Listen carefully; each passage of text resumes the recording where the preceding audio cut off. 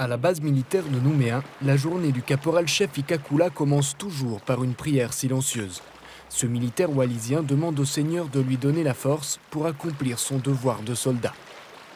Moi, je fais toujours une petite prière le matin avant de partir, parce que je sais qu'il y a toujours quelqu'un qui veille sur nous. À chaque fois que je me dis ça, après, j'enchaîne dans la foulée.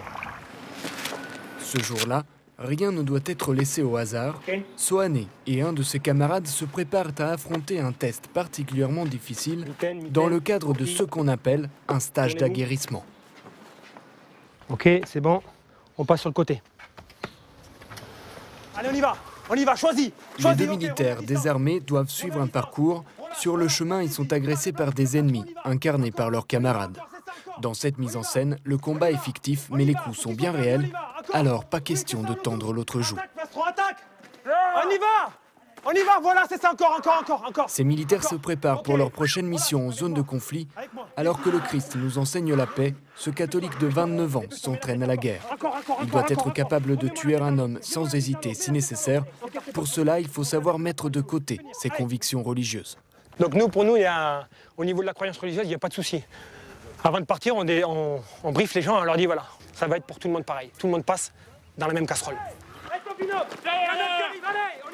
La religion, la foi, c'est une autre chose et le métier, c'est autre chose. Oui, il y a toujours une contradiction, mais en fait, en tant que soldat, on est soldat. Donc. Moi, je pars du principe que quand je commence un truc, il faut que je le termine, quel qu'en soit le prix à payer. Au niveau physique et moral, je dois le terminer. 4, 3, 2, 1, travail, c'est parti. En 7 ans de carrière, ce volontaire a déjà participé à plusieurs missions armées. Lors d'une embuscade en Afghanistan, il a même assisté au décès d'un de ses meilleurs amis. Lui-même a été blessé à la jambe, mais il s'en est remis. Enlevez les gants, enlevez les casques, enlevez les vestes. En tant que militaire, on est confronté à plusieurs trucs, donc dans les moments les plus difficiles, je pense à la foi et c'est ça qui me fait plus de force à continuer ce que j'ai à faire.